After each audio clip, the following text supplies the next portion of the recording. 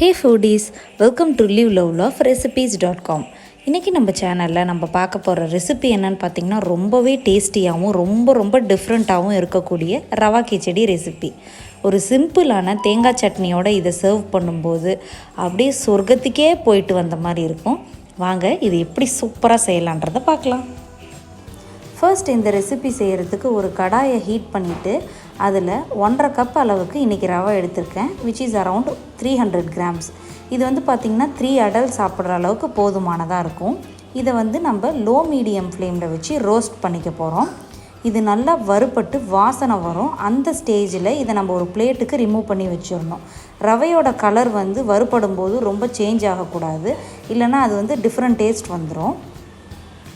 இப்போது மறுபடியும் ஒரு கடாயை ஹீட் பண்ணிவிட்டு 2 to 3 டேபிள் ஸ்பூன்ஸ் அளவுக்கு ஆயிலை சூடு பண்ணிக்கோங்க. அது நல்லா சூடானதுக்கு அப்புறமா 2 பிரிஞ்சி இலையை ஆட் பண்ணிக்கலாம். ஒரு துண்டு பட்டை, 2-3 கிராம்பு ஆட் பண்ணிக்கோங்க வாசனைக்கு. கூடவே உடச்ச முந்திரி பருப்பு ஒரு 4-5 ஆட் பண்ணிவிட்டு எல்லாத்தையும் நல்லா கலந்து விட்டுருங்க.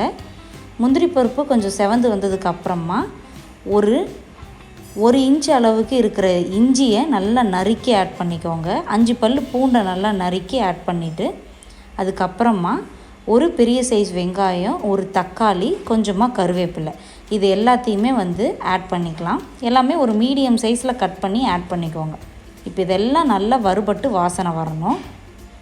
இப்போது இந்த வெங்காயம் தக்காளி எல்லாமே நல்லா வதங்கி தக்காளி வந்து குழஞ்சி வரணும், அந்த அளவுக்கு இது வேகணும். அதுக்கப்புறமா இதில் நம்ம வேக வச்ச வெஜிடபிள்ஸை ஆட் பண்ணிக்கலாம். இன்றைக்கி நான் வந்து பார்த்திங்கன்னா பீன்ஸ், கேரட் அண்ட் பச்சை பட்டாணி எடுத்திருக்கேன். இது எல்லாத்தையுமே ஒரு விசில்ஸ்க்கு ப்ரெஷர் குக் பண்ணி எடுத்து அதை ஆட் பண்ணியிருக்கேன். தண்ணி எல்லாத்தையுமே சுத்தமாக வடிகட்டிட்டு அதுக்கப்புறமா ஆட் பண்ணிக்கோங்க.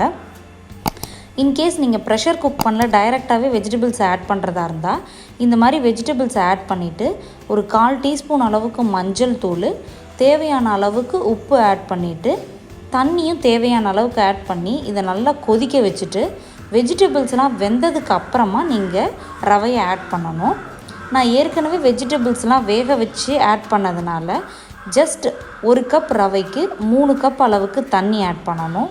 ஸோ நான் கிட்டத்தட்ட வந்து பார்த்திங்கன்னா 1.5 கப் அளவுக்கு இன்றைக்கி ரவை எடுத்திருக்கேன். 4.5 கப் அளவுக்கு தண்ணி ஆட் பண்ணி தண்ணி நல்லா கொதி வந்ததுக்கு அப்புறமா ரவையை கொஞ்சமாக ஆட் பண்ணி கலந்து விட்டுக்கிட்டே இருந்திங்கன்னா நல்லா கெட்டிப்படாமல் இந்த மாதிரி வெந்து வரும். இப்போ நறுக்குன மல்லி இலையும் ஆட் பண்ணிக்கலாம். இதை ஒரு லோ ஃப்ளேம்லேயே வச்சு 8லேருந்து 10 நிமிஷத்துக்கு இந்த மாதிரி கலந்து கொடுத்துக்கிட்டே இருந்தீங்க அப்படின்னா நம்மளுக்கு இந்த ரவை நல்லா வெந்து வந்துடும்.